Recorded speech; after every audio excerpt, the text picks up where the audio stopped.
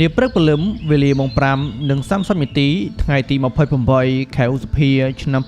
2025 នៅតំបន់មុំបីក្នុងខេត្តព្រះវិហារខណៈដែលព្រះអាទិត្យមិនទាន់រះជះពន្លឺមកកាន់ផែនដីស្រួលបួលផងមានក្រុមនីតិហានថៃមួយក្រុមបានឈ្លានពានយ៉ាងកក្លឿនចូលក្នុងដែនអធិបតេយ្យភាពរបស់កម្ពុជានិងបានឆ្មក់បាញ់រះទៅលើជំរំក្រុមទាហានខ្មែរដោយមិនអោយភាគីខ្មែរទាំងមុននិងបណ្ដាលឲ្យយុទ្ធជនខ្មែរម្នាក់ត្រូវបានស្លាប់ពលីជីវិតយ៉ាងអយុត្តិធម៌ជាទីបំផុតការឈ្លានពាននិងប្រជុំមុខដាក់គ្នាខាងយោធារវាងភាគីទាំងពីរនៅសមរភូមិមុខនេះត្រូវបានកាត់ឡើងប្រមាណជា10នាទីក៏ត្រូវបានសព្វស្ងាត់ទៅវិញសមរភូមិមុខត្រូវបានសព្វស្ងាត់សមរភូមិក្រោយក៏បានចាប់ផ្ដើមទុះឡើងជាខ្លាំងដោយសារព័ត៌មានថៃនៅក្នុងស្រុកបានចុះផ្សាយប្រុងព្រាតនៅព័ត៌មានមិនពិតពីការប៉ះទង្គិចនេះហើយបានចោទភាគីកម្ពុជាថាយោធារបស់ខ្លួនបានរំលោភចូលក្នុងតំបន់ព្រំដែនដែលបានប្រុងព្រៀងគ្នាមិនឲ្យមានការចល័តទ័ពហើយបានបើកការវិបហាទៅលើភាគីថៃមុនផ្ទុយទាំងស្រុងពីភាគីថៃប្រមាណជា11ម៉ោងក្រោយមកបន្ទាប់ពីមានការឈ្លានពាននេះក្រសួងការពារជាតិកម្ពុជាបានចេញសេចក្តីប្រកាសព័ត៌មានបញ្ជាក់ថាកងទ័ពថៃបានធ្វើការបាញ់ប្រហារមុនមកលើលេខដ្ឋានដែលជាទីតាំងឈរជើងរបស់កងទ័ពកម្ពុជាជាយូរលង់ណាស់មកហើយមួយថ្ងៃបន្ទាប់ពីភាគីទាំងសងខាងបានជួបចរចាគ្នាដោយសន្តិវិធីបន្ទាប់ពីជំនុំនេះអគ្គបញ្ជាការនៃកងយុទ្ធពលខេមរៈភូមិន្ទបានចេញសេចក្តីប្រកាសស្តីពីជំនួបនៅចំណុចទី4កម្ពុជាបានបញ្ជាក់យ៉ាងដាច់ណាស់ថាភាគីកម្ពុជានឹងមិនដកថយឬឈរជើងដោយគ្មានអាវុធនៅចំណុចដែលបានប៉ះទង្គិចគ្នានោះទេពីព្រោះទីតាំងនោះភាគីកម្ពុជាបានឈរជើងតាំងតែពីមុនពេលចុះហត្ថលេខាលើអនុសារណៈនៃការយោគយល់គ្នាឆ្នាំ2000ស្តីពីការវាស់វែងនិងខណ្ឌសីមាព្រំដែនគោករវាងកម្ពុជាថៃត្បិតថាភាគីទាំងសងខាងបានជួបចរចាគ្នាហើយក្តីក៏ប៉ុន្តែភាពតានតឹងនៅតាមបន្ទាត់ព្រំដែនមិនទាន់ថមថយនៅឡើយទេដោយភាគីទាំងសងខាងនៅតែបញ្ជូនកងទ័ពឲ្យទៅត្រៀមប្រយុទ្ធនៅសមរភូមិមុខឯសមរភូមិក្រោយនៅតែបន្តប្រយុទ្ធជាពិសេសគឺក្រុមជ្រុលនិយមថៃដែលវង្វេងប្រវត្តិសាស្ត្របានទាមទារឲ្យកម្ពុជាគោរពបូរណភាពទៅដីថៃទៅវិញទៅលើបញ្ហាជុំវិញតំបន់ដែលមិនទាន់ដោះស្រាយគ្នាដាច់ស្រេចមានជាអាចតំបន់មុំបីប្រាសាទតំបន់ធំប្រាសាទតំបន់តូចនិងប្រាសាទតាក្របីនៅក្រោយមួយទៀតកម្ពុជាក៏បានសម្រេចចិត្តយកបញ្ហាខាងលើដាក់ទៅតុលាការយុត្តិធម៌អន្តរជាតិឲ្យជួយអន្តរាគមន៍ហើយខាងថៃឯនេះវិញគឺមានសមាជិកបន្តិចណាឡើយការដែលកម្ពុជាធ្វើបែបនេះពីព្រោះថាពួកគេយល់ឃើញថានឹងមិនឈ្នះកម្ពុជានោះទេក្រោយមកមេទ័ពថៃកាន់កាប់ភូមិភាគ2លោកប៊ុនស៊ិនផាត់ខ្លាងបានប្រើពាក្យធ្ងន់ៗមកកាន់កម្ពុជាថាបើកម្ពុជាចង់បានដីត្រូវវៃគ្នាមិនចាំបាច់ឡើងទៅដល់តុលាការយុត្តិធម៌អន្តរជាតិ ICJ ឡើយកាន់តែថ្លើមធំជាងនេះទៅទៀតអ្នកនយោបាយប្រឆាំងរបស់ថៃលោកសុនធីលឹមថងគុលបានប្រកាសនៅចំពោះមុខប្រជាជនរបស់ខ្លួនខ្ទង់មើលអ្នកថាបើលោកឡើងកាន់អំណាចដឹកនាំប្រទេសនៅថ្ងៃនេះលោកនឹងបញ្ជាកងទ័ពទៅវាយយកខេត្តខ្មែររួមមានបាត់ដំបងសៀមរាបស៊ីសភុនហើយនៅថ្ងៃស្អែកទៀតលោកនឹងវាយយកព្រះវិហារបន្ទាប់មកទៀតលោកនឹងបញ្ជាកងទ័ពជើងទឹកឲ្យវាយយកខេត្តកោះកុងនិងចុងក្រោយវាយសន្ទ្រប់យករាជធានីភ្នំពេញតែម្ដងถ้ากูมีวันนี้พัทบองเสียมราชศรีสมพลกูจะยึดแม่งคืนมาวันพรุ่งนี้กูจะไปยึดเขาพระวิหารกูจะถอดกองทัพเรือไปยึดเกาะกูดและกูจะถามมึงถ้าไม่พอใจกูจะยึดพนมเปญបន្តមកទៀតស្ថានភាពទំនាក់ទំនងកម្ពុជាថៃក៏បានធ្លាក់ចុះដុនដាបជាខ្លាំងតាមរយៈការបិទច្រកព្រំដែនការផ្ដាច់ការនាំចូលប្រេងអ៊ីនធឺណិតនិងការបិទការនាំចូលអគ្គិសនីពីសំណាក់ថៃផងដែរមានរឿងដែលគួរឲ្យចាប់អារម្មណ៍ជាងនេះទៅទៀតគឺសម្ដេចហ៊ុនសែនបានបង្ហោះជាសាធារណៈនៅការនិយាយឆ្លងឆ្លើយគ្នារវាងលោកនិងនាយករដ្ឋមន្ត្រីថៃអ្នកស្រីផែថនឋានស៊ីនវត្តជុំវិញបញ្ហាចំនួនព្រំដែននេះដែលក្រោយមកលោកស្រីត្រូវបានមហាជនថៃបរិហារិះគន់លោកជាខ្លាំងរហូតដល់អ្នកស្រីរបួសតំណែងជានាយករដ្ឋមន្ត្រីនេះថែមទៀតផងមកដល់ចំណុចនេះសំណួរសួរថាតើបញ្ហាព្រំដែនកម្ពុជាថៃវាជារឿងថ្មីឬក៏យ៉ាងណាចម្លើយនោះគឺមិនមែនទេថៃឬក៏សៀមនៅតែបន្តចិញ្ចឹមកូនចិត្តឈ្លានពានលេបទឹកដីកម្ពុជាអស់ជាច្រើនចំនួនរួចមកហើយមហិច្ឆតានេះនៅតែបន្តមានមកទល់នឹងសប្តាហ៍នេះដូចនេះនៅក្នុងវីដេអូនេះយើងនឹងមកសិក្សាស្វែងយល់ទាំងអស់គ្នាពីមហិច្ឆតាឈ្លានពានទន្ទ្រានលេបទឹកដីកម្ពុជាពីសំណាក់សៀមកន្លងមកនេះតោះកុំឲ្យខាតពេលវេលាយូរតោះយើងចាប់ផ្ដើមនៅវីដេអូលម្អិតទាំងអស់គ្នាប្រាសាទនេះជាប្រាសាទរបស់ខ្មែរចង់បិទពេលណាស្រែកខ្មែររត់ក្រោះរត់ពេលដីកំភ្លើងគ្រប់ប្រភេទមិនមែនយកឲ្យអស់លោកតាំងពីព្រោះនេះយកអស់លោកវាយខ្មាំងតែវាយខ្មាំងក្នុងតែទឹកដីកម្ពុជាតែប៉ុណ្ណោះមិនឲ្យវាយគេក្នុងដីរបស់គេ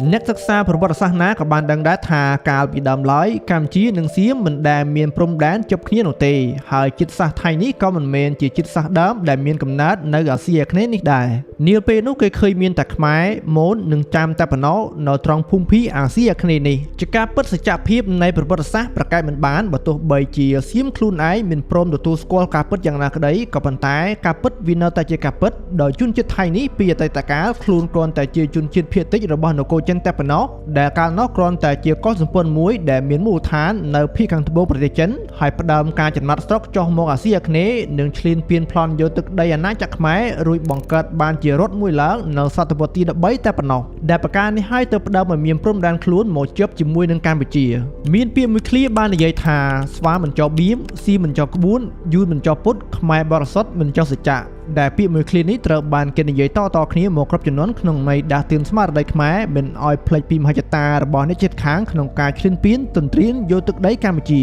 ជាការពិតណាស់នៅសតវត្សទី17 18 និង 19 នៃគ្រិស្តសករាជកម្ពុជាស្ទើរតែបាត់មុខចេញពីផែនទីពិភពលោកទាំងស្រុងទៅហើយតាមរយៈការហែកកម្ពុជាជាពីរចំណែកដោយគេហែកនំចែកគ្នាស៊ីពីសំណាក់សៀមនៅខាងលិចយួននៅខាងកើតហើយដោយសារតែវត្តមាននៃការមកដល់របស់អាណានិគមបារាំងនៅឥណ្ឌូចិននេះទេតើដែលបានជួយរៀងខ្ទប់នៅមហិច្ឆតាពុះហែកកម្ពុជាជាពីរនេះបាននៅត្រង់ចំណុចនេះខ្មែរមិនត្រូវភ្លេចគុណបារាំងសេះបានឡើយនឹងត្រូវតែទទួលស្គាល់ការពិតថាខ្មែរអាចបន្តរស់នៅមកដល់ពេលសប្តាហ៍នេះបានគឺមានការចូលរួមចំណែកដ៏សំខាន់ពីអាណានិគមនិយមបារាំងនាពេលនោះដោយដែលយើងបានដឹងទាំងអស់គ្នាហើយថាកម្ពុជាស្ថិតក្រោមនឹមអាណានិគមនិយមបារាំង90ឆ្នាំគត់គឺចាប់តាំងពីឆ្នាំ1863ដល់ឆ្នាំ1953ទើបកម្ពុជាទទួលបានឯករាជ្យពេញលេញមកវិញនៅក្នុងរយៈកាល90ឆ្នាំនេះវាបានជួយរៀងខ្ទប់នៅមហិច្ឆតាលេបត្របាក់ទឹកដីកម្ពុជាពីសំណាក់សៀមមិនត្រឹមតែប៉ុណ្ណោះទេបារាំងថែមទាំងទាមទារខេត្តខ្មែរនៅភាគខាងលិចដែលត្រូវបានបាត់បង់ទៅឲ្យសៀមនៅចន្លោះឆ្នាំ1794-95ត្រឡប់មកឲ្យកម្ពុជាវិញមានជាអាចអនុសញ្ញាបារាំងសៀមចុះថ្ងៃទី13ខែកុម្ភៈឆ្នាំ1904សៀមត្រូវតែប្រគល់ខេមរលព្រៃនិងទន្លេពៅដែលស្ថិតនៅត្រើយខាងលិចនៃទន្លេមេគង្គមកឲ្យកម្ពុជាវិញហើយដែលមានប្រាសាទព្រះវិហារនៅក្នុងនោះផងដែរចំណែកឯសន្ធិសញ្ញាបារាំងសៀមចុះថ្ងៃទី23ខែមិថុនាឆ្នាំ1907វិញបានតម្រូវឲ្យសៀមប្រគល់មកឲ្យកម្ពុជាវិញនៅខេត្តបាត់ដំបងសៀមរាបស៊ីសផុនដោយមិនអាចប្រកែកបាននៅត្រង់អនុសញ្ញានិងសន្ធិសញ្ញាបារាំងសៀមយើងចង់ឲ្យប្រិមិត្តចាប់អារម្មណ៍បន្តិចព្រោះថាវាគឺជាប្រភពនៃចំនួនព្រំដែនកម្ពុជាថៃដែលមានជាបន្តបន្ទាប់មកទល់នឹងពេលនេះនៅពេលនោះពលគឺចន្លោះពីឆ្នាំ1904ដល់ឆ្នាំ1908ការស្រាវជ្រាវវាស់វែងកំណត់ព្រំដែនរវាងឥណ្ឌូចិននិងសៀមគឺជាសមត្ថកិច្ចរបស់គណៈកម្មការព្រំដែនចម្រុះបារាំងសៀមដែលបានបង្កើតឡើងតាមរយៈអនុសញ្ញាឆ្នាំ1904និងសន្ធិសញ្ញាឆ្នាំ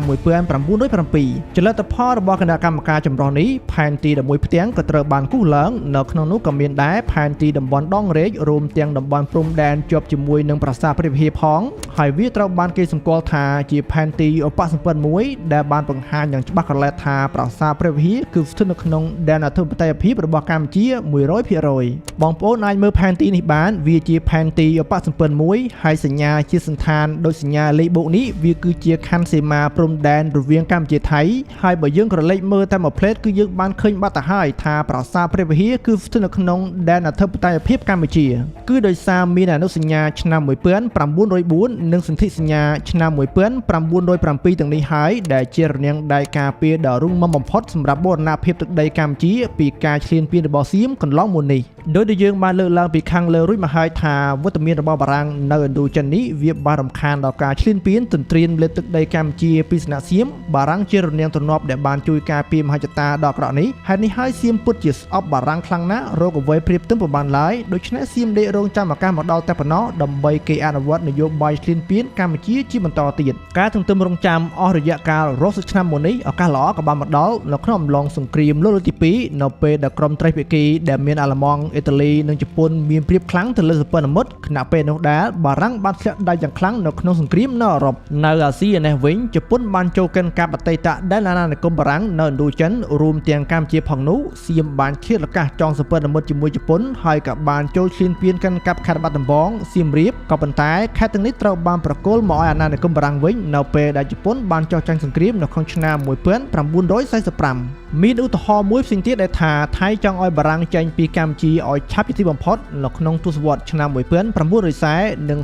48សៀមបានជួយទំនុកបំរុងចលនាខ្មែរឥស្សរៈយ៉ាងពេញទំហឹងដែលចលនានេះមានគោលបំណងបណ្ដេញពួកអាណានិគមចេញពីកម្ពុជាស្របគ្នាទៅនឹងចេតនារបស់សៀមយ៉ាងដែរក៏ប៉ុន្តែចេតនាពិតប្រាកដរបស់សៀមនោះគឺថាបើចលនាខ្មែរឥស្សរៈទទួលបានជោគជ័យក្នុងការបណ្ដេញពួកអាណានិគមចេញពីកម្ពុជានោះពួកគេនឹងអនុវត្តផែនការឈ្លានពានកម្ពុជាជាមិនខានឡើយនៅបន្ទាប់ពីការដកចេញទៅនៃវត្តមានរបស់ជប៉ុនបារាំងបានវិលត្រឡប់មកគ្រប់គ្រងដែនអាណានិគមរបស់ខ្លួនវិញក៏ប៉ុន្តែនាពេលនោះចលនាទាមទារឯករាជ្យនៅឥណ្ឌូចិនក៏បានផុសផុលឡើងរហូតដល់បារាំងខ្លួនឯងក្តាប់ស្ថានភាពលេងជាប់ទៅហើយ It's a three-pronged attack, as after B-36 bombers soften up Viet Minh defenses, tanks and infantry grimly advance on the battered town. ហើយមិនយូរប៉ុន្មានចលនាទាមទារឯករាជ្យដោយសន្តិវិធីដោយព្រះបាទនរោត្តមសីហនុក៏ទទួលបានជោគជ័យនៅថ្ងៃទី9ខែវិច្ឆិកាឆ្នាំ1953ចាប់តាំងពីពេលនោះមកកម្ពុជាក៏បានក្លាយទៅជារដ្ឋដែលមានអធិបតេយ្យភាពពេញលេញមួយនៅលើឆាកអន្តរជាតិក្រោយកម្ពុជាទទួលបានឯករាជ្យតែមួយឆ្នាំតែប៉ុណ្ណោះមហិច្ឆតាឈ្លានពានរបស់សៀមក៏បានចាប់ផ្ដើមឡើងសាច់ថ្មីដោយសៀមយកឃើញថានៅពេលនេះកម្ពុជាលែងមានរនាំងដែលបារាំងជួយការពារទៀតហើយពួកគេក៏បានបន្តនយោបាយឈ្លានពានរបស់ពួកគេជាបន្តទៀតចូលមកដល់ឆ្នាំ1954ក្រុមបញ្ជាការរបស់សេនាប្រមុខផ្នែកវិបត្តិសង្គ្រាមកងទ័ពថៃបានចូលឈ្លានពានកាន់កាប់ប្រាសាទព្រះវិហារយ៉ាងកក្លឿនដោយពួកគេនិយាយថាប្រាសាទនេះគឺស្ថិតនៅក្នុងដែនអធិបតេយ្យភាពរបស់ពួកគេនៅត្រង់ចំណុចនេះយើងចង់នាំអារម្មណ៍ប្រិមិត្តមកដឹងបន្តិចពីបញ្ហាផ្ទៃក្នុងរបស់ថៃថាតើក្រុមណាក្តាប់ក្តាប់អំណាចនៅពេលនោះនៅក្នុងឆ្នាំ1954ប្រទេសថៃបានមកអនុវត្តរបបប្រជាធិបតេយ្យអាស្រ័យរដ្ឋធម្មនុញ្ញជំនួសឲ្យរបបប្រជានិយមផ្ដាច់ការបានជាង22ឆ្នាំរួចមកបន្ទាប់ពីបដិវត្តសៀមនៅក្នុងឆ្នាំ1932បើទោះបីជាយ៉ាងនេះក្តីនៅពេលនោះអំណាចទាំងអស់របស់ថៃត្រូវបានកាន់កាប់ដោយពួកយោធាថៃដែលមានសេនាប្រមុខផ្នែកវិបត្តិសង្គ្រាមជានាយករដ្ឋមន្ត្រីដឹកនាំអំណាចរដ្ឋាភិបាលនិងស្ដេចភូមិបុលអាល់ដូយ៉ាដេតជាប្រមុខរដ្ឋដោយអិសរាជជនទាំងអស់នេះហើយដែលជាក្បាលម៉ាស៊ីនដឹកនាំប្រទេសថៃនឹងបានធ្វើការឈ្លានពានមកលើកម្ពុជានៅក្នុងឆ្នាំ1954បកមកមើលខាងកម្ពុជានេះវិញនៅចុងទសវត្សរ៍ឆ្នាំ1950និង60កម្ពុជាស្ថិតក្រោមការដឹកនាំដោយព្រះបាទនរោត្តមសីហនុបន្ទាប់ពីសៀមបានបញ្ជូនកងទ័ពចូលមកកាន់កាប់ប្រាសាទព្រះវិហារដោយខុសច្បាប់កម្ពុជាខិតខំរកដំណោះស្រាយនានាដើម្បីបណ្ដេញកងទ័ពឈ្លានពានទាំងអស់នោះចេញទៅវិញហើយបើនិយាយពីកម្លាំងកម្ពុជានៅពេលនោះគឺពុំមានកម្លាំងគ្រប់គ្រាន់ក្នុងការតទល់ជាមួយនឹងសៀមនៅឡើយទេដូច្នេះហើយនយោបាយការទូតជាជំរើសដ៏ស័ក្តិសមបំផុតក្រោយការឈ្លានពានរបស់សៀមបានតែ2ឆ្នាំតែប៉ុណ្ណោះកម្ពុជាក៏សម្រេចបានការចូលជាសមាជិកអង្គការសហប្រជាជាតិនៅថ្ងៃទី14ខែធ្នូឆ្នាំ1955ហើយកម្ពុជាជាស្វ័យប្រវត្តិក៏បានក្លាយជាសមាជិកនៃតុលាការយុត្តិធម៌អន្តរជាតិដែលយើងស្គាល់ថាតុលាការ ICJ ចាប់តាំងពីពេលនោះមកអស់រយៈកាល4ឆ្នាំកន្លងទៅដោយមើលឃើញថាស៊ីមិនព្រមដកទ័ពចេញពីប្រាសាទព្រះវិហារព្រះកូណាសីហនុក៏បានសម្រេចចិត្តដាក់បញ្ហានេះទៅតុលាការយុត្តិធម៌អន្តរជាតិនៅថ្ងៃទី6ខែតុលាឆ្នាំ1959ជាឯកតោភាគីនៅពេលនោះភាគីថៃមិនព្រមចូលតុលាការនោះទេថែមទាំងមិនព្រមទទួលយកយុត្តាធិការរបស់តុលាការថែមទៀតដោយបានច្រានចោលនៅថ្ងៃទី26ខែឧសភាឆ្នាំ1961ផ្ទុយពីភាគីកម្ពុជាព្រមទទួលយកយុត្តាធិការរបស់តុលាការនិងព្រមគោរពរាល់សេចក្តីសម្រេចរបស់តុលាការទាំងអស់នាពេលនោះដោយទង្វើរបស់ថៃនៅកន្លែងនេះបានបញ្ជាក់យ៉ាងច្បាស់ទៅលើចំណុចមួយគឺថាគ្មានចោរឯណាដែលហ៊ានប្រកាសប្រាប់តុលាការថាខ្លួនគឺជាចោរនោះទេមានចំណុចខ្សោយមួយរបស់តុលាការ ICJ នៅត្រង់ថាលុះត្រាតែភាគីទាំងពីរសម្រេចចិត្តដឹកដៃគ្នាយកសំណុំរឿងរបស់ពួកគេទៅឲ្យតុលាការជួយដោះស្រាយទើបតុលាការអាចដំណើរការកាត់ក្តីបាននៅក្នុងន័យនេះមានន័យថាទាល់តែកម្ពុជានិងថៃព្រមព្រៀងគ្នាយកបញ្ហាប្រាសាទព្រះវិហារនេះដាក់ជូនឲ្យតុលាការជួយដោះស្រាយរួមគ្នាទើបតុលាការអាចដំណើរការកាត់ក្តីបានក៏ប៉ុន្តែបើទោះបីជាយ៉ាងនេះក្តីតុលាការបានរកឃើញថាតុលាការមានយុត្តាធិការវិនិច្ឆ័យលើវិវាទដែលបានដាក់ជូនតុលាការកាលពីថ្ងៃទី6ខែតុលាឆ្នាំ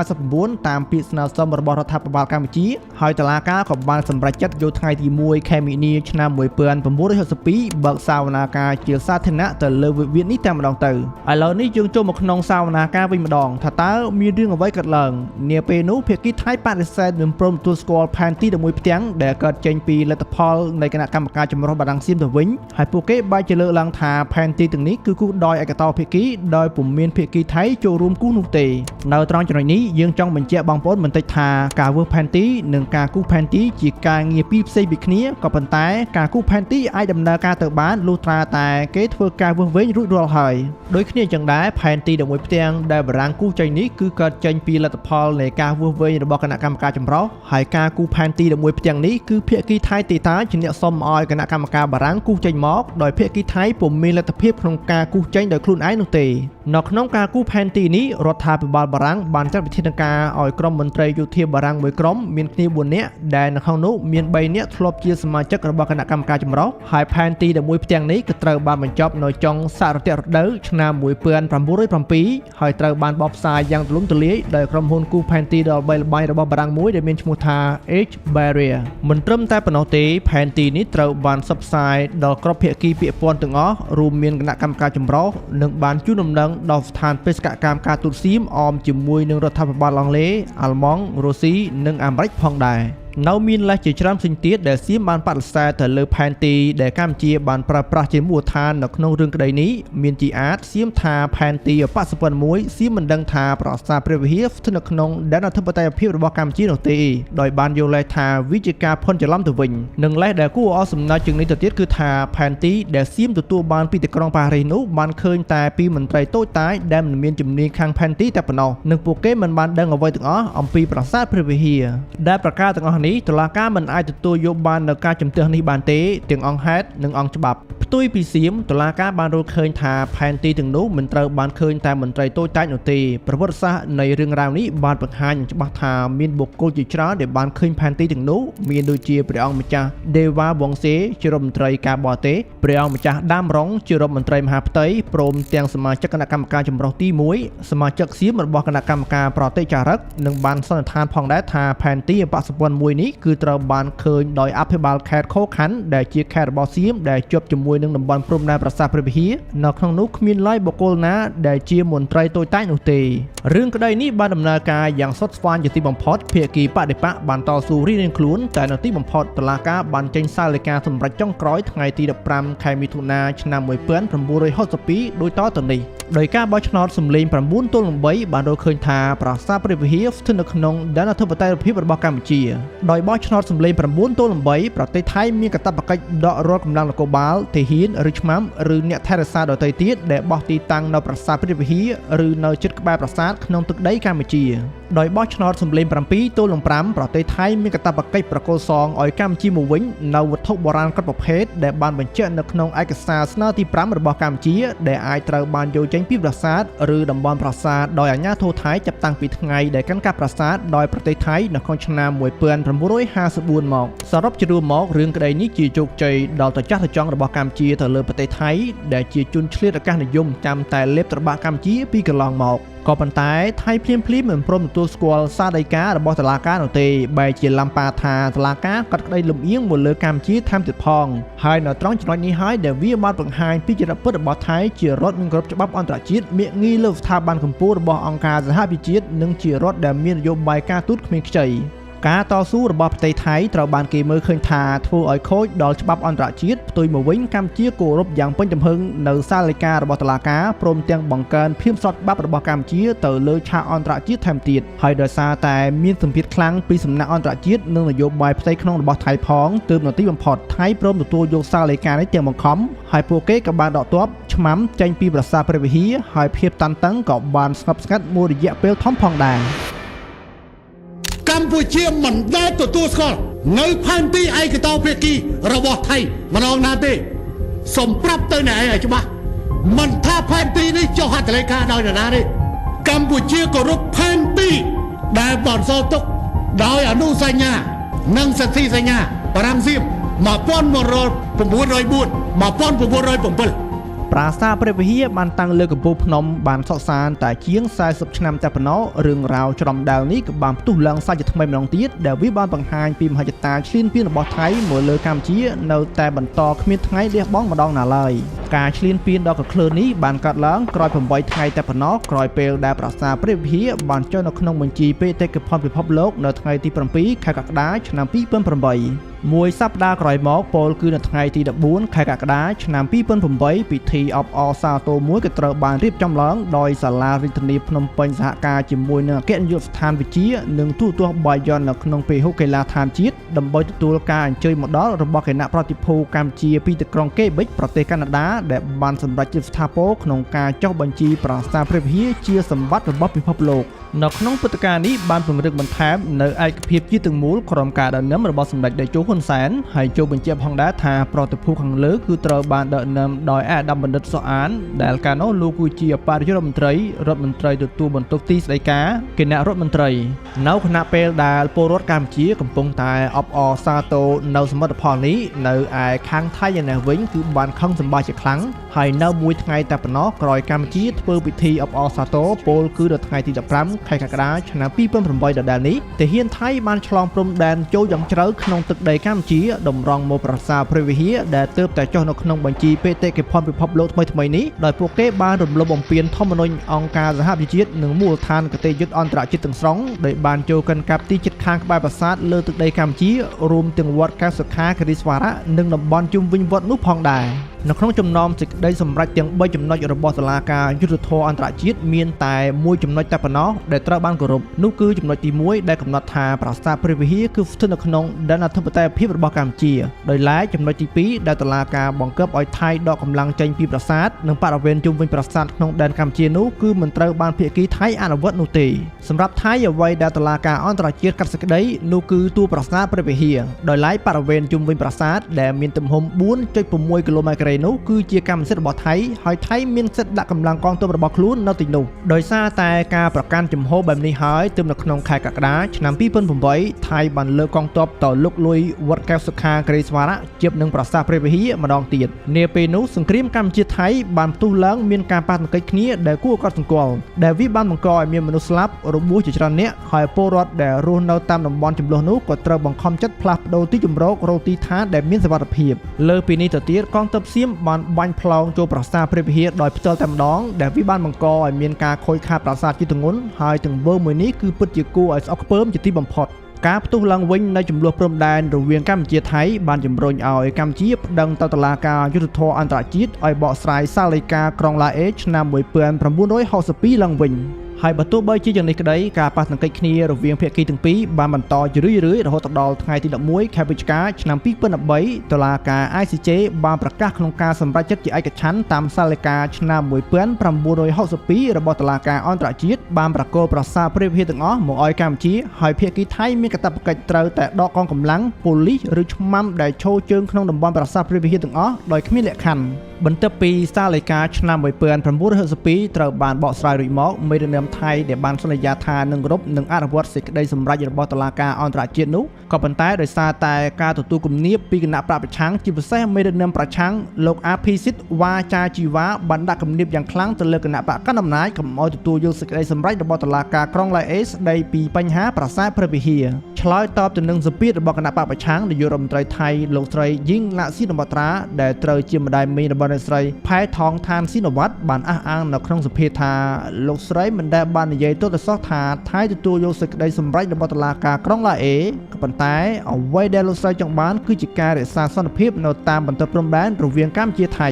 នៅត្រង់ចំណុចនេះយើងចោទសួរថាតើហេតុអ្វីបានជាបញ្ហាព្រំដែនរវាងកម្ពុជានិងថៃចេះតែបន្តបែបនេះដើម្បីអាចឆ្លើយនៅសំណួរទាំងនេះយើងត្រូវតែយល់ពីបញ្ហាផ្ទៃក្នុងរបស់ថៃនិងការជំរុញឲ្យភាគីថៃអនុវត្តសាលដីកាទីក្រុងឡាអេ ICJ ឲ្យបានពេញលេញឬអនុវត្ត MOU ឆ្នាំ2000រហូតដល់អនុសញ្ញាឆ្នាំ1904និងសន្ធិសញ្ញាឆ្នាំ1907វាជារឿងដែលពិបាកបំផុតខណៈដែលបញ្ហាអំណាចផ្ទៃក្នុងថៃត្រូវបានបែងចែកជាចំណែកដោយអំណាចថៃត្រូវបានបែងចែកជាពីរសំខាន់គឺក្រុមអាវក្រហមដែលនិយមត្រកូលគ្រួសារថាក់ស៊ីននិងក្រុមអាវលឿងដែលនិយមយោធាដែលមានស្ដេចជាអំណាចនៅពីក្រោយការដូរដៃគ្នាគ្រប់គ្រងរដ្ឋាភិបាលអមជាមួយនឹងរដ្ឋប្រហារជាបន្តបន្ទាប់ហូរហែកន្លងមកនេះផងដែរដូច្នេះត្រូវបានគេមើលឃើញថាវាពិបាកនឹងទៅរួចខ្លាំងណាស់ ពិបាកត្រង់ថាបើទោះបីជារដ្ឋាភិបាលយោធាថៃឬស៊ីវិលព្រមទទួលស្គាល់និងព្រមអនុវត្តសាលដីកា ICJ ក៏ដោយក៏គេមិនអាចធានាបានទេថាការទទួលស្គាល់នេះនឹងនៅតែបន្តមានទៀតសម្រាប់រដ្ឋាភិបាលថៃថ្មីដែលកើតចេញពីការបោះឆ្នោតនាពេលខាងមុខឬនឹងត្រូវអនុវត្តឬអត់ដោយក្រមយោធាដូចគ្នាចឹងដែរតើមានអ្វីមកធានាទេប្រសិនបើកម្ពុជាឈ្នះក្តីលើបញ្ហាប្រាសាទតាមុនធំតាមុនតូចប្រាសាទតាកបីនិងតំបន់មុំបីដែលកម្ពុជាកំពុងតែរៀបចំពាក្យបណ្ដឹងទៅតុលាការ ICJ ឲ្យជួយអន្តរាគមន៍លើបញ្ហាទាំងនេះហើយក្នុងករណីប្រសិនបើកម្ពុជានៅតែបន្តឈ្នះរឿងក្តីនេះតើភាគីថៃនឹងអនុវត្តឬអត់នៅសាលដីការបស់តុលាការចម្លើយនៃសំណួរនេះនឹងអាចលេចឡើងនាពេលខាងមុខឆាប់ៗនេះការចាប់ផ្ទុះឡើងវិញនៃចំនួនព្រំដែនកម្ពុជាថៃបើមើលតាមមួយផ្លេតយើងនឹងគិតថាវាត្រឹមតែជាចំនួនព្រំដែនធម្មតារវាងប្រទេសទាំងពីរដែលជាសមាជិកអាស៊ានដែលបង្កមកពីផែនទីបន្សល់ទុកដោយអាណានិគមបូករួមទាំងការស្អប់ពុសាសនិងភាពតានតឹងនយោបាយរវាងប្រទេសទាំងពីរតែប៉ុណ្ណោះក៏ប៉ុន្តែគេមិនបានដឹងទេថានៅពីក្រោយខ្នងនៃចំនួននេះមានមហាអំណាចផុតលេខ2បាននឹងកំពុងតែបន្តតាមដានយ៉ាងយកចិត្តទុកដាក់និងស្ងៀមស្ងាត់ជាទីបំផុតកម្ពុជាតូចមិនពិតនៅក្នុងក្រសែភ្នែកមហាអំណាចបើយើងនិយាយអំពីសេដ្ឋកិច្ចតែបើយកវ៉ែនតាភូមិសាស្ត្រនយោបាយមកពាក់នោះយើងនឹងឃើញយ៉ាងច្បាស់ថាកម្ពុជាសំខាន់ចំពោះមហាអំណាចខ្លាំងប៉ុណ្ណាត្បិតថាកម្ពុជាជាស្នូលនៃតំបន់ Indo-Pacific ដូចនេះវាជាពាក្យពន្ធស៊ីជម្រៅទៅលើសន្តិសុខនៅក្នុងតំបន់និងការប្រណាំងប្រជែងឥទ្ធិពលគ្នារវាងសហរដ្ឋអាមេរិកនិងមហាយៈចិនដោយផ្ទាល់តែម្ដង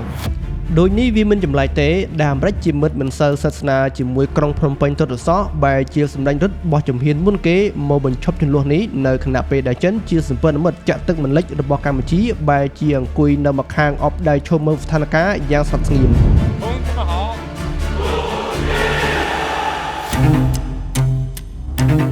បើឈលលើទំនាក់ទំនងការទូតរវាងមហាអំណាចទាំងពីរជាមួយក្រុងភ្នំពេញវាគួរតែជាមហាយៈចិននេះទេតាដែលត្រូវបោះដៃមួយជួយរំលែកទុកកម្ពុជាមុនតែហេតុអ្វីបានទៅជាអាមេរិកទៅវិញទង្វើអាមេរិកនៅកន្លែងនេះបានធ្វើឲ្យគេគិតមិនត្រូវស្មានមិនយល់ក៏ប៉ុន្តែយើងក៏ត្រូវឆ្ងល់ដូចគ្នាដែរថាហេតុអ្វីបានជាចិនឈលមើលនៅម្ខាងដោយមានកម្រិតអ្វីបន្តិចសោះតើចិនមានទុកមិត្តត្បូងពេជ្រម្នាក់នេះសំខាន់ទៀតទេឬក៏យ៉ាងណាដូចនេះនៅក្នុងវីដេអូនេះយើងនឹងធ្វើការសាកល្បងវិភាគស្វែងរកចម្លើយទាំងអស់គ្នាថាតើក្តារអុកនៅចំនួនដ៏ស្មុគស្មាញមួយនេះមហាអំណាចទាំងពីរគេគិតអ្វីមកលើកម្ពុជា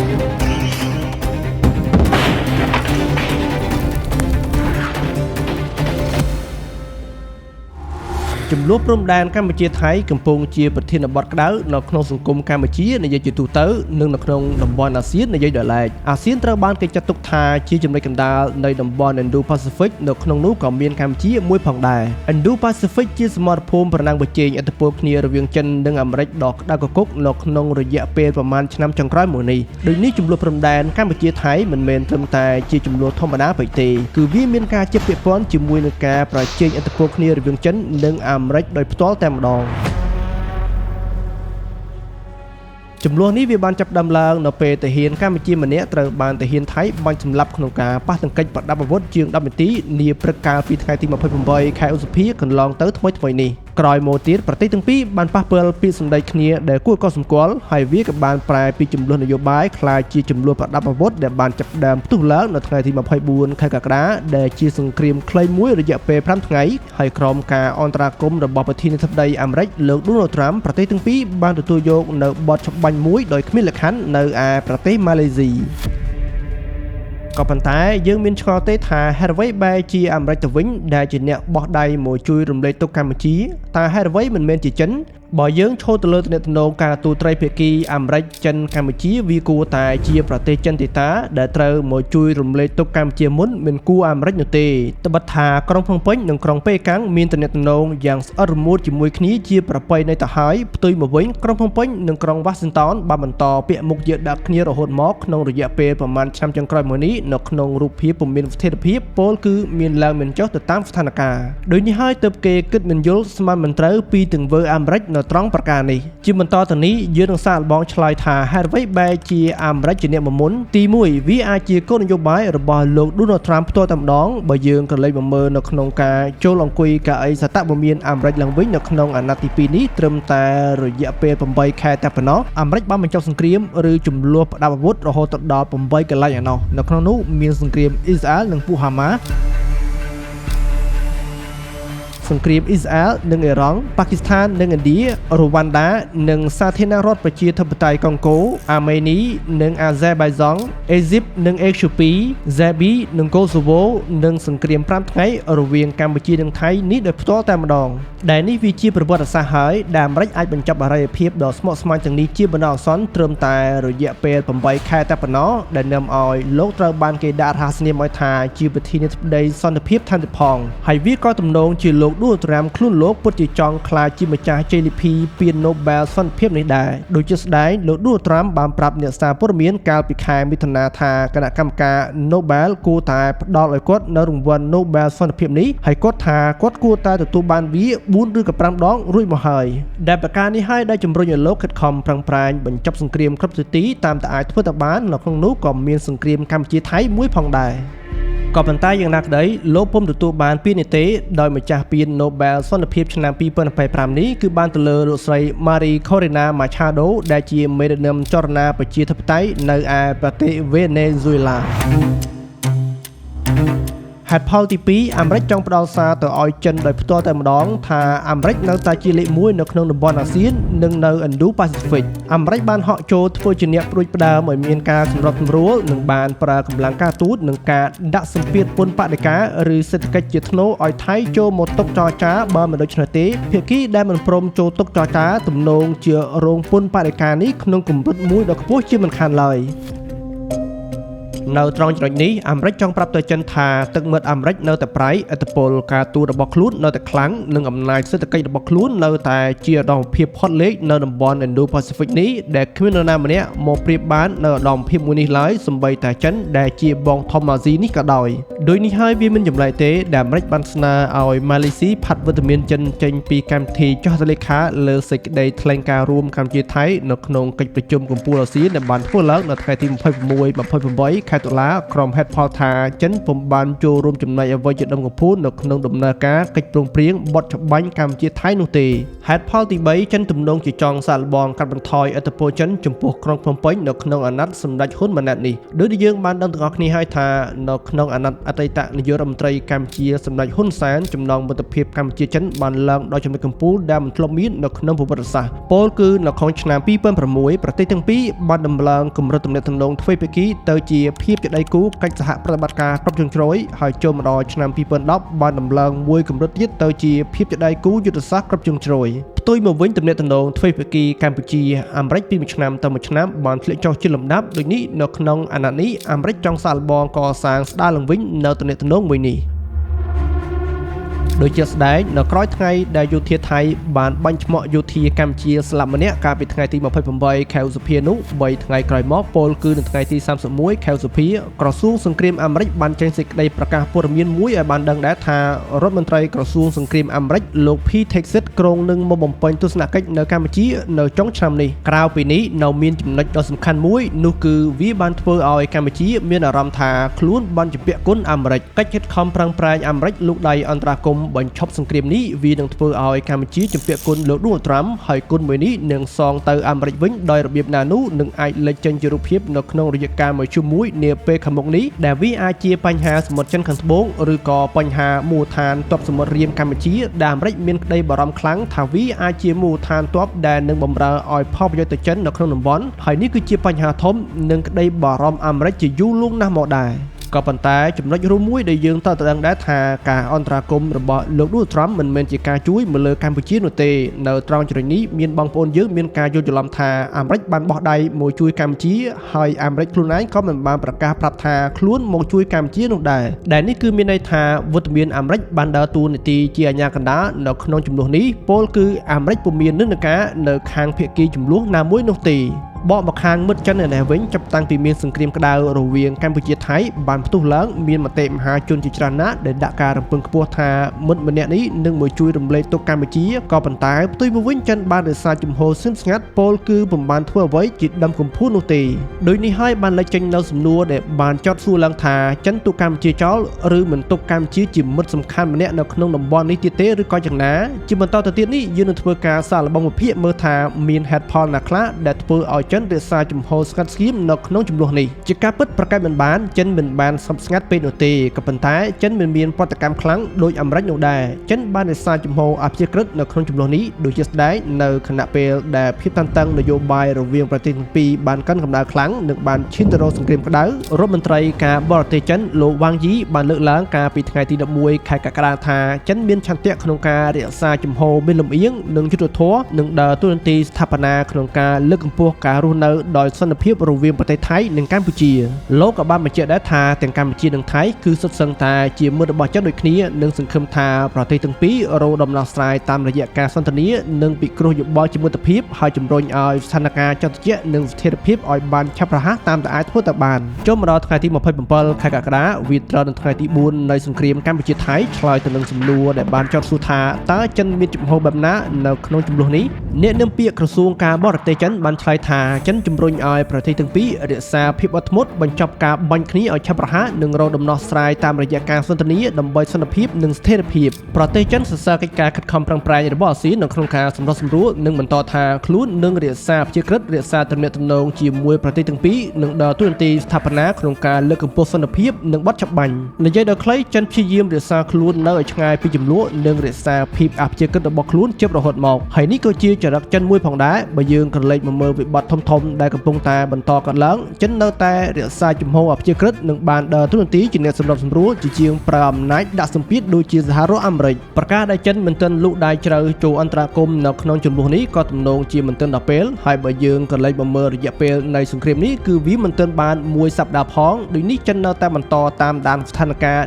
នៃវិបត្តិសង្គ្រាមនេះដោយយកចិត្តទុកដាក់ជាទីបំផុតចិនទុកចិត្តលើសមត្ថភាពយោធាកម្ពុជាបើនៅក្នុងរយៈពេលខ្លីកម្ពុជាប្រកាសជាទប់ទល់ជាប់ហើយចិននឹងមិនលូកដៃនោះទេតែបើស្ថានភាពលំអៀងជ្រុលទៅខាងថៃពេកនោះចិនក៏មិនអាចអបដៃឈរមើលបាននោះដែរចិននឹងជួយកម្ពុជានៅក្នុងរូបភាពណាមួយហើយច្បាស់ណាស់រូបភាពទាំងអស់នោះនឹងមិនអាចធ្វើនៅលើឆាកបានទេប្រកាសជាលួចជួយនៅពីក្រោយនាងនោនជាមិនខានអ្វីដែលគួរចាប់អារម្មណ៍ជាទីបំផុតជុំវិញការជាពាក្យពាន់របស់ចិននៅក្នុងចំនួននេះគឺការចេញផ្សាយមួយរបស់កាសែត The New York Times ដោយយោងតាមរបាយការណ៍ចរកម្មរបស់ថៃបានចុះផ្សាយនៅលើកាសែតនេះថាចិនបានលួចផ្គត់ផ្គង់អាវុធឲ្យកម្ពុជាដោយសម្ងាត់ដោយយន្តហោះយោធាចិនបានចុះចតនៅកម្ពុជារយៈពេល3ថ្ងៃនៅក្នុងខែមិថុនាប្រមាណសប្តាហ៍មុនពេលចំនួនព្រំដែនរវាងកម្ពុជានិងថៃបានរាលដាលទៅជាសង្គ្រាមក្តៅយន្តហោះនោះជាប្រភេទយន្តហោះ Y-20 ដែលត្រូវបានគេស្គាល់ថា Shockbreaker របស់ប្រទេសចិនដែលវាមានរាងធំទូលាយនិងមានសមត្ថភាពផ្ទុកទំនិញធំបានវាបានធ្វើការហោះហើរចំនួន6ជើងទៅកាន់ទីក្រុងភាគនិរតីនៃខេត្តប្រសែនកដែលបាននាំយកគ្រាប់រ៉ាកាត់កំភ្លើងធំនិងកំភ្លើងត្បាល់ទៅផងដែរនេះបើយើងតាមឯកសារស៊ើបអង្កេតសម្ងាត់របស់ថៃដែលត្រូវបានត្រួតពិនិត្យដោយកាសែត The New York Times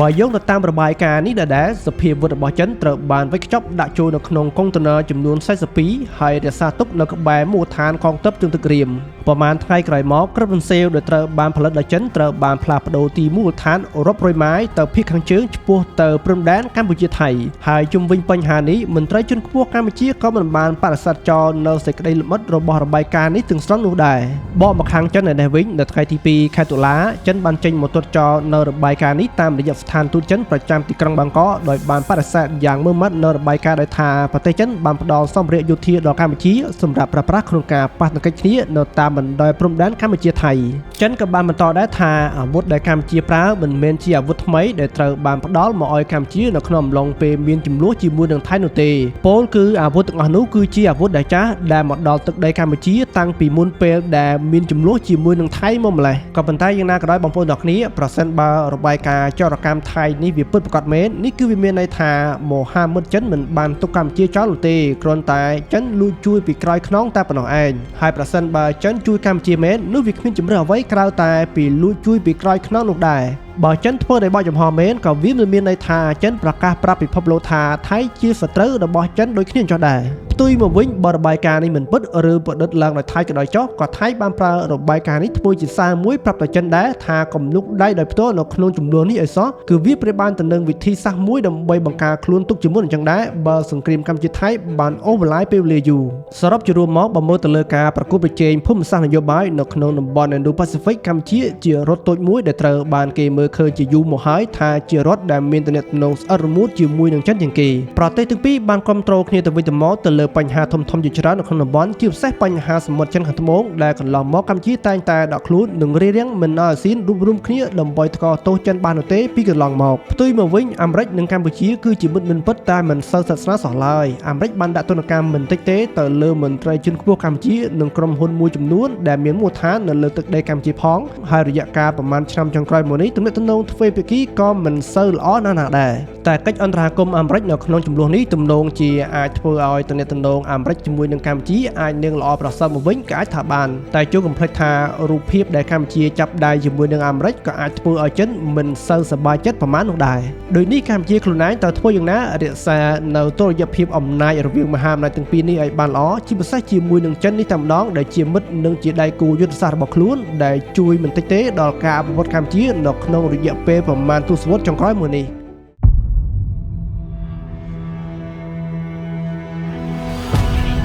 ឆ្នាំ2025នឹងត្រូវបានចារនៅក្នុងសៀវភៅប្រវត្តិសាស្ត្រកម្ពុជាក៏ដូចជាកំណត់ត្រាប្រវត្តិសាស្ត្រពិភពលោកថាប្រទេសថៃជាអ្នកឈ្លានពានមកលើកម្ពុជាសាជាថ្មីម្ដងទៀតនេះមិនមែនជាចំនួនព្រំដែនធម្មតានោះទេតែវាជាការឈ្លានពានយ៉ាងពិតប្រាកដដែលមិនអាចប្រកែកបានបើយើងបកមកមើលសង្គ្រាម5ថ្ងៃដែលបានផ្ដើមឡើងដោយថៃនោះយើងនឹងយល់កាន់តែច្បាស់ថាវាលើសពីសង្គ្រាមធម្មតាជាក់ស្ដែងនៅក្នុងសង្គ្រាម5ថ្ងៃថៃបានប្រព្រឹត្តឧក្រិដ្ឋកម្មសង្គ្រាមប្រឆាំងនឹងមនុស្សជាតិជាច្រើនមកលើកម្ពុជាមានជាអាចការបាញ់ស្មានពុលនិងការទម្លាក់ក្របបាច់ចង្កោមមកលើកម្ពុជា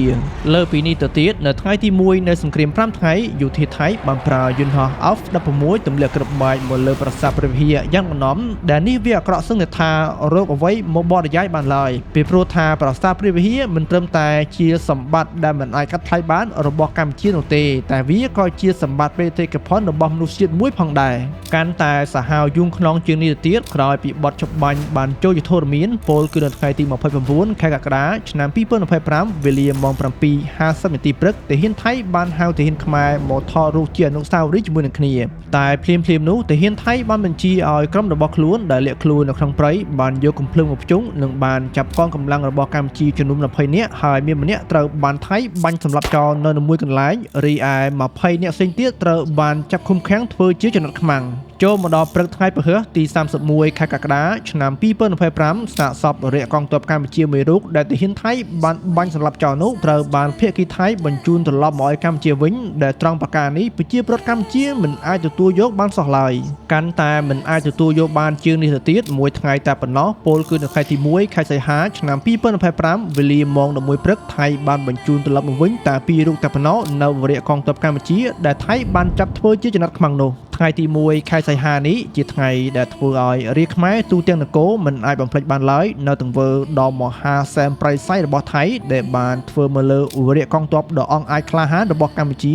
ដែលពួកគេបានធ្វើទរណកម្មយ៉ាងសាហាវឃោរឃៅជាទីបំផុតដែលបានបណ្ដាលឲ្យលោកមិនអាចដើរបានប្រក្រតីដោយលោកត្រូវជិះលើរទេះជនពិការឆ្លងខណ្ឌសីមាចូលមាតុភូមិដ៏កំសត់ដែលនេះគឺយើងពិបាកនឹងពណ៌នាខ្លាំងមែនទែននៅទស្សនវិជ្ជាមួយនេះបន្ថែមពីនេះរាជកងទ័ពទាំងពីរនេះត្រូវបានដឹកតាមរថយន្តសង្គ្រោះបន្ទាន់ទៅសង្គ្រោះបន្តនៅឯមន្ទីរពេទ្យភ្លាមៗតែម្ដងហើយថ្ងៃទី1ខែសីហានេះវាបានវាប្រហារផ្លូវចិត្តវិជារាជខ្មែរយ៉ាងខ្លាំងហើយថ្ងៃនេះនឹងត្រូវបានកត់ត្រាពីសន្តានរបស់ជនឈ្លានពានទាំងអស់នេះតកូនតចៅថាជនជាតិសាសៀមនេះគឺពិតជាសាហាវជាងសត្វធាតុទៅទៀតនៅមិនទាន់អស់នៅឡើយទេថៃនៅតែបន្តឃុំឃាំងនៅវរៈកងទ័ពកម្ពុជាទាំង18រូបទាំងខុសច្បាប់អន្តរជាតិអស់រយៈពេល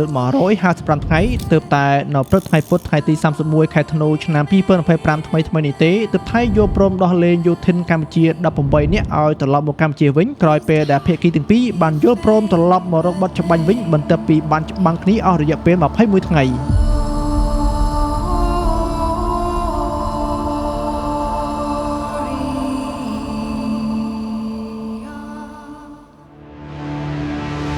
ក្រោយពីបទចុះបាញ់កម្ពុជាថៃបានចូលយុទ្ធរមាននៅខែកក្កដារួចមកភាគីកម្ពុជាបានរក្សានៅការអនុវត្តបទចុះបាញ់នេះយ៉ាងខ្ជាប់ខ្ជួនផ្ទុយពីភាគីកម្ពុជាថៃបានបន្តរំលោភបំពានទៅលើបទចុះបាញ់នេះម្ដងហើយម្ដងទៀតដោយមិនខ្លាចរអានណាឡើយហើយចូលមកដល់ចុងខែកក្កដានិងអំឡុងខែសីហាទង្វើរំលោភបំពានបានស្ដែងយ៉ាងច្បាស់នៅសកម្មភាពក្រុមកងកម្លាំងបដាអាវុធដែលថៃបានធ្វើសកម្មភាពរីព័ទ្ធបន្លាលូយកដែលប្រជាពលរដ្ឋស្លូតត្រង់កម្ពុជាស្រស់ៗតែម្ដងជាក់ស្ដែងនៅថ្ងៃទី12ខែសីហាពលរដ្ឋចំនួន នួន12គ្រួសារស្មើទៅនឹង59នាក់នៅភូមិប្រច័ន្ទនិងច្រកព្រំដែនជោគជ័យស្ថិតនៅក្នុងអូ3ជាន់ឃុំអូ3ជាន់ស្រុកអូជ្រៅខេត្តបន្ទាយមានជ័យត្រូវបានយោធាថៃបណ្តេញចេញពីលំនៅឋាននិងបានដាក់បន្លាលួមិនឲ្យពលរដ្ឋចូលទៅផ្ទះរបស់ពួកគាត់បាននោះទេបើយោងតាមលោកអមរិត្រីអភិបាលខេត្តបន្ទាយមានជ័យក្នុងចំណោមពលរដ្ឋខ្មែរដែលថៃបណ្តេញចេញពីលំនៅឋាននេះគឺមានជនពិការ4នាក់ស្ត្រីមានផ្ទៃពោះ2នាក់និងកុមារ6នាក់ផងអភិបាលខេត្តបន្ទាយមានជ័យបានបញ្ជាក់ប្រាប់ក្រុមសារព័ត៌មានដែលបានចុះទៅរាយការណ៍នៅទីតាំងផ្ទាល់ដែលបានដឹកនាំដោយក្រសួងព័ត៌មាននៅថ្ងៃទី15ខែសីហាថាផ្ទះប្រជាពលរដ្ឋ12គ្រួសារនោះត្រូវបានកងកម្លាំងថៃបានវាយកំទេចរបងចោលទាំងអស់រួមទាំងប៉ុស្តិ៍ត្រួតពិនិត្យរបស់ខ្មែរទាំងពីរកន្លែងផងដែរនៅភូមិប្រៃច័ន្ទអូ3ជាន់នេះគឺមានសកម្មភាពច្រើនណាស់ដែលកងកម្លាំងប្រដាប់អាវុធថៃបានធ្វើអំពើយ៉ាងសាហាវឃោរឃៅមកលើប្រជាពលរដ្ឋកម្ពុជាហើយយើងទាំងអស់គ្នាប្រហែលជាបានឃើញបានដឹងបានឮរួចមកហើយនៅសកម្មភាពបំពេញដោយក្រុមប្រដាប់អាវុធថៃដោយមានការប្រទីងបន្ទងគ្នាខ្លាំងមែនទែនជាមួយប្រជាពលរដ្ឋខ្មែរដែលកំពុងតែរស់នៅក្នុងតំបន់នោះក្នុងការទាមទារមកវិញនៅផ្ទះសម្បែងនិងដីស្រែចម្ការរបស់ពួកគាត់ហើយការប្រទីងបន្ទងគ្នានេះបានកើតចេញជាសកម្មភាពរំខានប្រមាថនិងអមនុស្សធម៌មកលើប្រជាពលរដ្ឋកម្ពុជាជាច្រើនរូបភាពដូចជាសកម្មភាពក្រុមជ្រុលយមថៃបានចាក់សម្លេងរំខានដល់ប្រជាពលរដ្ឋរស់នៅតំបន់នោះនៅពេលយប់មានជាសម្លេងខ្មោចព្រាយឬក៏សម្លេងឆ្កែលូជាដើម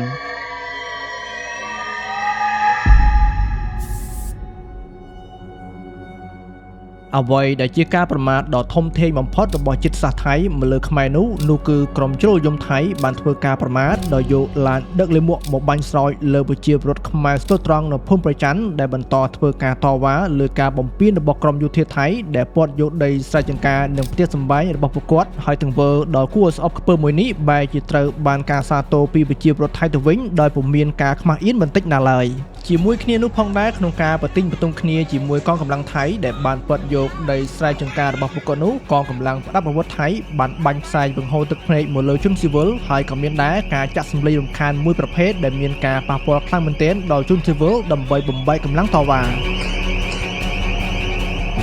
កាន់តែក្តៅជាងនេះទៅទៀតនោះគឺនៅថ្ងៃទី12ខែវិច្ឆិកាកងកម្លាំងប្រដាប់អាវុធថៃបានបាញ់រះមកលើជនស៊ីវិលខ្មែរដែលបានបណ្ដាលឲ្យពលរដ្ឋខ្មែរម្នាក់ត្រូវបានស្លាប់បាត់បង់ជីវិតនិងរបួសជាច្រើនអ្នកទៀតសម្បីតែព្រះសង្ឃខ្មែរដែលបានទៅចូលរួមប្រឆាំងនឹងការរំលោភបំពានថៃក៏ថៃបានបាញ់រះដោយមិនស្ដាយសំណោះបន្តិចណាឡើយហើយនេះគឺជាទង្វើអមនុស្សធម៌ដ៏សាហាវជាទីបំផុតមួយក្រៅទៅពីនៅអូ3ជាន់នេះនៅតំបន់មួយចំនួនផ្សេងទៀតក៏កងកម្លាំងថៃនៅតែបន្តរំលោភបំពានលើដែនអធិបតេយ្យភាពកម្ពុជាដូចគ្នាចឹងដែរជាស្ដែងនៅតំបន់អានសេះកាលពីថ្ងៃទី4ខែសីហាកងកម្លាំងប្រដាប់អាវុធថៃបានរីបន្លាលួនិងបានប្រើប្រាស់គ្រឿងចាក់ធុនឈូសឆាយធ្វើផ្លូវលើដែនអធិបតេយ្យភាពរបស់កម្ពុជាជាបន្តបន្ទាប់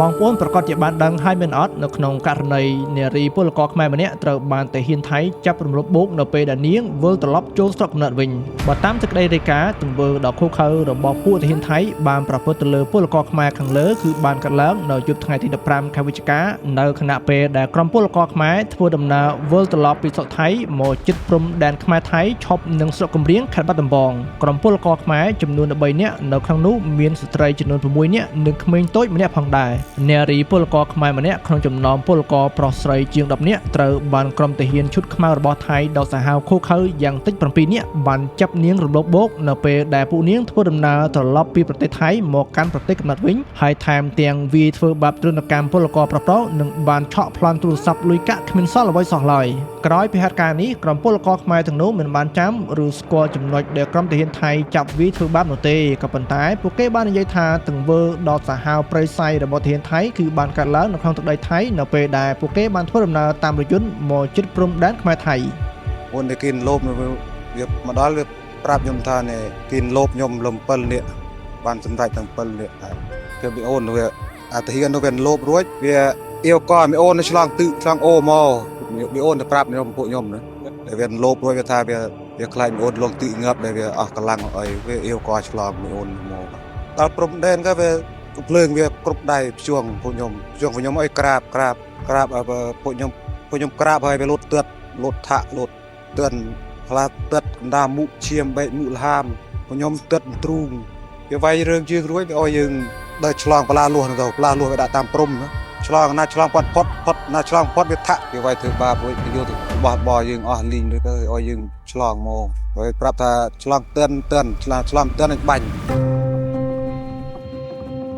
ចំពោះរឿងរ៉ាវដែលយើងបានរៀបរាប់ខាងលើនេះគឺជាព្រឹត្តិការណ៍សំខាន់ៗដែលបានកើតឡើងតាំងពីសង្គ្រាម5ថ្ងៃរហូតមកដល់ថៃធ្វើការឈ្លានពានមកលើយើងជាលើកទី 2 ចាប់តាំងពីមានបទឆបាញ់នៅឯម៉ាឡេស៊ីមកថៃបានបន្តឈ្លានពានមកលើយើងម្ដងហើយម្ដងទៀតរហូតដល់ចំណុចមួយដែលភាគីទាំងពីរនិយាយលេងស្ដាប់គ្នាក៏បានប្រែក្លាយទៅជាសង្គ្រាមលើកទី 2 ដែលសង្គ្រាមលើកនេះគឺមានរសល់ភាពធំធេងជាងមុនរាប់សិបដងដែលសឹងតែគ្មាននរណាម្នាក់រំពឹងទុកថាថៃបើកការវិបហាមកលើកម្ពុជាជាលក្ខណៈធំធេងបែបនេះនោះទេប្រតិបត្តិការសង្គ្រាមថៃឈ្លានពានមកលើកម្ពុជាលើកនេះគឺវាខុសប្លែកពីសង្គ្រាម5ថ្ងៃត្រង់ថាការពីសង្គ្រាម5ថ្ងៃខាងថៃប្រើលេសថាវាកម្ពុជាក្រុមហេតុផលដើម្បីការពារខ្លួននិងការពារដែលធិបតេយ្យភាពរបស់ខ្លួនហើយនៅក្នុងនោះថៃបានប្រើនៅផែនទីជាឯកតោភាគីដែលខុសដោយខ្លួនឯងយកមកទាមទារនិងបានលើកឡើងថាប្រាសាទតាកបីតាមុនតូចតាមុនធំនិងតំបន់មួយចំនួនផ្សេងទៀតគឺស្ថិតនៅក្នុងដែលធិបតេយ្យភាពរបស់ពួកគេក៏ប៉ុន្តែបកមកមើលការឈ្លានពានមកលើកម្ពុជាជាលើកទី 2 នេះវិញ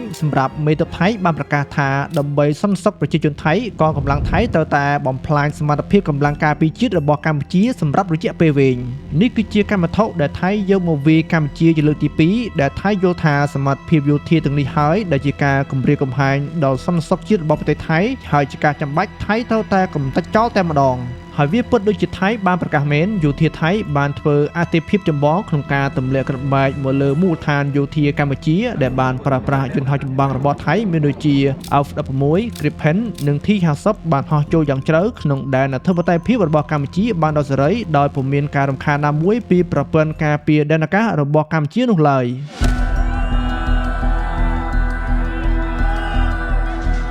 ឥឡូវនេះយើងបកមកត្រួតពិនិត្យមើលនៅវិនាសកម្មធំៗដែលកងកម្លាំងរបស់ថៃបានបន្សល់ស្នាក់ស្នាមប្រវត្តិសាស្ត្រដែលកូនខ្មែរមិនអាចបំភ្លេចបានចូលបញ្ជាក់ជាមុនបន្តិចថាសង្គ្រាមលើកទី 2 នេះគឺបានផ្ទុះឡើងនៅថ្ងៃទី 7 ខែធ្នូឆ្នាំ 2025 ជាមួយគ្នានោះដែរយោធាថៃបានប្រើប្រាស់ក្រុមមធ្យោបាយដែលខ្លួនមានដើម្បីធ្វើការឈ្លានពានមកលើកម្ពុជារាប់ចាប់តាំងពីកងទ័ពជើងទឹកកងទ័ពថ្មើរជើងជាពិសេសនោះគឺកងទ័ពខាងអាកាសនេះតែម្ដងរឿងដែលឈឺចាប់ជាទីបំផុតនៅក្នុងសង្គ្រាមទី 2 នេះគឺការបាញ់កំទេចនៅប្រាសាទតាកបីដែលជាគេមរតកបុព្វបុរសខ្មែរដែលមិនអាចកាត់ថ្លៃបានហើយការបាញ់កំទេចប្រាសាទនេះគឺត្រូវបានធ្វើឡើងនៅថ្ងៃទី 10 ដោយយោធាថៃបានប្រើកាំភ្លើងធំបាញ់សម្ដៅទៅលើតួប្រាសាទតែម្ដងដែលបានបណ្ដាលឲ្យរូបរាងនិងរចនាបថប្រាសាទត្រូវបានបំផ្លាញចោលទាំងស្រុងកាន់តែហួសចិត្តជាងនេះទៅទៀតនោះគឺទាហានថៃបែរជានឹមគ្នាស្រែកហូកកញ្ជ្រៀវសប្បាយរីករាយទៅវិញនៅពេលដែលឃើញប្រាសាទនេះដួលរលំរាបទៅនឹងដីដែលទង្វើនៅត្រង់ប្រការនេះគឺបានសរបញ្ជាក់យ៉ាងច្បាស់ថានរណាជាម្ចាស់ពិតប្រាកដហើយ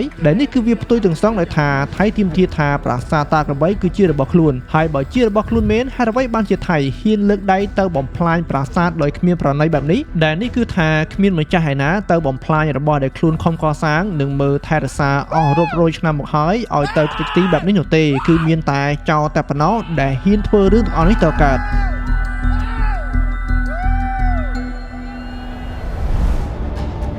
បកក្រឡេកមកមើលប្រាសាទព្រះវិហារនេះវិញជាការពិតប្រាសាទព្រះវិហារថៃបានទម្លាក់គ្រាប់បែករួចម្ដងមកហើយនៅក្នុងសង្គ្រាម5ថ្ងៃក្នុងខែកក្កដាហើយចូលមកដល់ក្នុងសង្គ្រាមតង់ទី 2 នេះក៏ថៃនៅតែបន្តយកប្រាសាទព្រះវិហារជាគោលដៅវាយប្រហារដដែលយោធាថៃបានសម្រុកបាញ់កាំភ្លើងធំពីចម្ងាយរថក្រោះបាញ់បុកដ្រូនឆ្លុបយកការដ្រូនអត្តឃាតដ្រូនបាញ់សាញ់ពុលនិងការទម្លាក់គ្រាប់បែកយ៉ាងសន្ធោសន្ធៅចូលក្នុងតំបន់ប្រាសាទព្រះវិហារមកដល់ពេលនេះគេមិនទាន់អាចវិតម្លៃចុងក្រោយនៃទំហំផលប៉ះពាល់មកលើប្រាសាទព្រះវិហារបាននៅឡើយទេតែគេសន្និដ្ឋានជាបឋមថាប្រាសាទព្រះវិហារអាចរងការបំផ្លិចបំផ្លាញធ្ងន់ធ្ងរជាងការផ្ទុះអាវុធលើកទី 1 កាលពីចុងខែកក្កដាឆ្ងាយណាស់បងប្អូនប្រហែលជាបានទស្សនានៅវីដេអូដែលបានបញ្ចេញដោយក្រុមយោធាថៃរួចហើយមែនអត់នៅក្នុងវីដេអូនោះគឺបានបង្ហាញនៅការបាញ់កំទេចហេដ្ឋារចនាសម្ព័ន្ធនៅប្រាសាទព្រះវិហារដែលនេះគឺជារឿងដែលគួរឲ្យស្អប់ខ្ពើមជាសកលតែម្ដងព្រោះថាប្រាសាទព្រះវិហារក៏ជាសម្បត្តិបេតិកភណ្ឌពិភពលោកមួយដែរហើយមួយវិញទៀតប្រាសាទព្រះវិហារគឺជាកម្មសិទ្ធិស្របច្បាប់របស់កម្ពុជា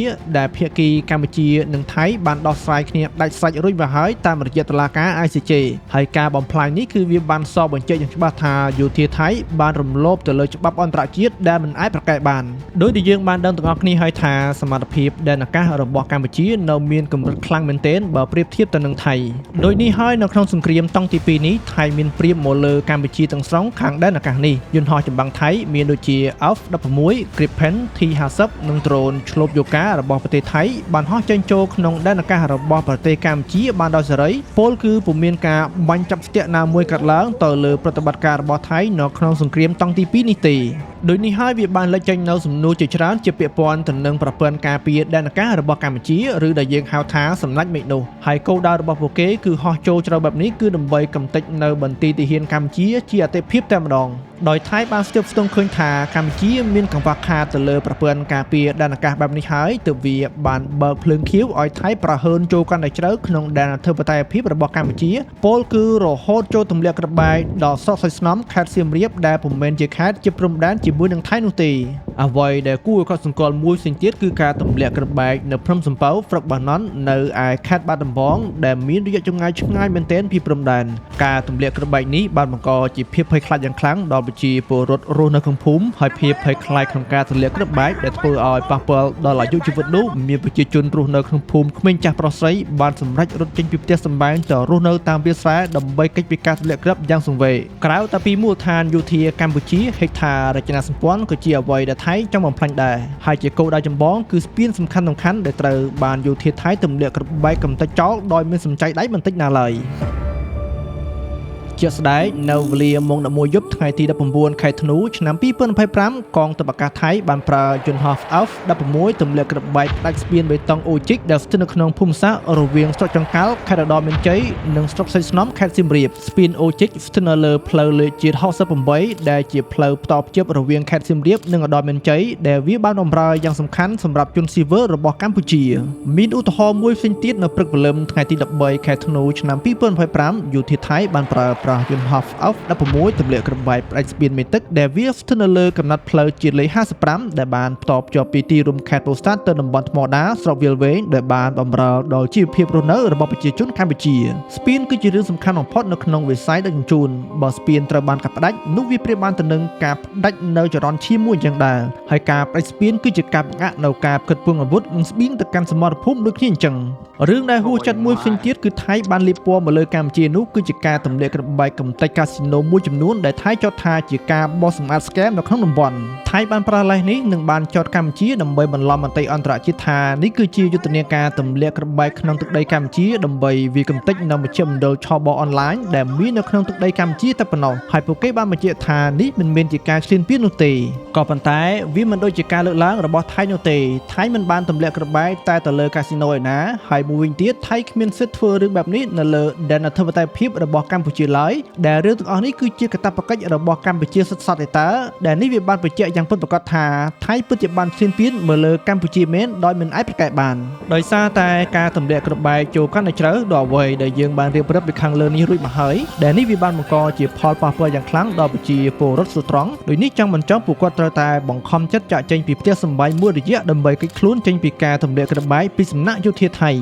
នៅក្នុងសង្គ្រាមតង់ទី2នេះប្រជាជនដែលរងគ្រោះខ្លាំងបំផុតគឺជាប្រជាពលរដ្ឋដែលរស់នៅក្នុងភូមិភាគទី4រួមមានខេត្តឧត្តរមានជ័យបន្ទាយមានជ័យនិងព្រះវិហារដែលបានធ្វើឲ្យប្រជាជនរាប់ពាន់គ្រួសារដែលស្មើទៅនឹងរាប់ម៉ឺននាក់ត្រូវបានបង្ខំចិត្តរត់ចាកចេញពីផ្ទះសម្បែងមកស្នាក់នៅក្នុងជំរំភៀសខ្លួនជាបណ្ដោះអាសន្ននៅក្នុងរយៈកាលសង្គ្រាមតង់ទី2នេះវាបានធ្វើឲ្យតួលេខនៃជនភៀសសឹកមានចំនួនច្រើនខ្លាំងមែនទែនដែលជាក្តីបារម្ភដ៏ធំមួយក្នុងការរៀបចំតំបន់បំរុងសម្រាប់ពួកគាត់ព្រោះថាគិតត្រឹមពេលនេះចំនួនជនភៀសសឹកគឺកើនឡើងជាង63,000នាក់ឯណោះហើយប្រសិនបើពុំបានតាមដានដោយយកចិត្តទុកដាក់ទេនឹងសង្គ្រាមនៅតែបន្តអូសបន្លាយនៅក្នុងរយៈពេលយូរកម្ពុជាក៏អាចធ្លាក់ចូលនៅក្នុងវិបត្តិជនភៀសសឹកបានដែរហើយប្រសិនបើបណ្ដោយឲ្យធ្លាក់ដល់ដំណាក់កាលនេះចង់មិនចង់សកម្មភាពអាណាធិបតេយ្យអំពើលួចឆក់ប្លន់នឹងកើតចេញជារូបរាងបានផងដែររឿងដែលក្តោកក្តួលជាទីបំផុតនៅក្នុងសង្គ្រាមលើកទី2នេះគឺជាការលះបង់ដ៏ធំធេងនិងការពាក់លីរបស់វីរៈកងទ័ពកម្ពុជាគុណឪពុកគុណម្ដាយជួយកូនចៅបង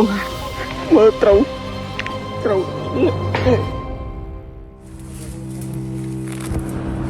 បងប្អូនណាក៏ដូចបងប្អូនណាដែរឲ្យតែមានឈាមជ័រជាខ្មែរប្រកាសជាទប់ទឹកភ្នែកមកបាននោះទេទាំងខ្ញុំទាំងគេបន្ទាប់ពីបានឃើញនៅវីដេអូដែលបានចែកចាយនៅលើបណ្ដាញសង្គមនិងដំណឹងដ៏សែនសរសើរពីសមរភូមិមុខពីការពលីរបស់ពួកគាត់បានលះបង់ឈាមស្រស់សាច់ស្រស់ដើម្បីការពារនៅមាតុភូមិរបស់យើងលោកស៊ូស្លាប់មិនរត់ចោលគ្នាសោះឡើយស៊ូដល់ទំហំចុងក្រោយបើទោះបីជាលោកគ្មានសង្ឃឹមថានឹងបានវិលត្រឡប់ជួបជុំប្រពន្ធកូនយ៉ាងណាក្តី អស់ហើយ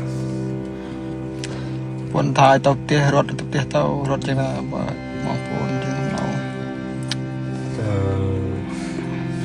រងអើយស្គាល់ខ្ញុំសេកទៅប៉ុនបងផងណាបាទសេកគាត់ត្រូវរបួសច្រើនមុនជើងដើររួចទេហើយការចាញ់រួច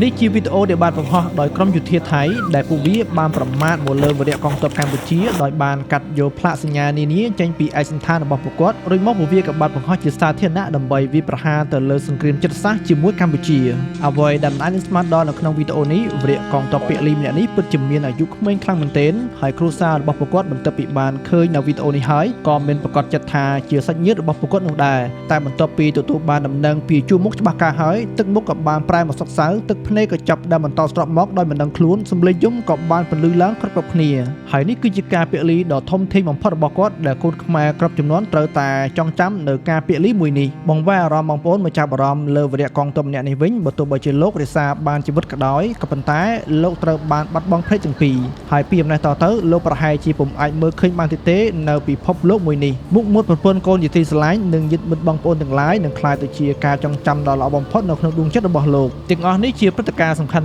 ដែលត្រូវបានប្រព្រឹត្តពីយោធាដ៏សាហាវឃោរឃៅរបស់ថៃហើយទង្វើទាំងអស់នេះនឹងត្រូវបានកត់ត្រាជាប្រវត្តិសាស្ត្រនិងជាការចងចាំសម្រាប់ខ្មែរគ្រប់ជំនាន់បើបងប្អូនជាខ្មែរបន្ទាប់ពីបានទស្សនានៅវីដេអូនេះហើយសូមចងចាំទុកនៅទង្វើទាំងអស់នេះហើយត្រូវយល់ថាហេតុអ្វីបានជាគេអាចធ្វើទង្វើដ៏សាហាវឃោរឃៅទាំងអស់នេះមកលើយើងបានចម្លើយដ៏សាមញ្ញបំផុតនោះគឺប្រទេសកម្ពុជារបស់យើងគឺនៅខ្សោយជាងគេឆ្ងាយណាស់ហើយយើងកំពុងតែរស់នៅក្នុងពិភពលោកមួយត្រីធំស៊ីត្រីតូចហើយបើយើងនៅតែមិនបន្តរីកចម្រើនធំធាត់ទៅណាទេចង់មិនចង់យើងនឹងខ្លាចទៅជាកម្មធុកនៃការឈ្លានពានរបស់គេជាបន្តបន្ទាប់ផ្ទុយមកវិញយើងត្រូវតែយកវាជាមេរៀននិងត្រូវតែធ្វើខ្លួនឲ្យខ្លាំងទើបគ្មានសត្រូវណាអាចមកបៀតបៀនយើងបន្តទៀតបាន